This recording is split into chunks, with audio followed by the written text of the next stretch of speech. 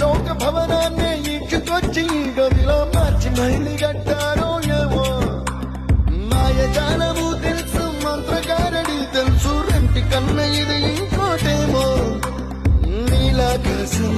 నేలాకొస్తే ఇట్టాగే ఉంటాదో ఏమో ఈ సంతోషం దాచాలంటే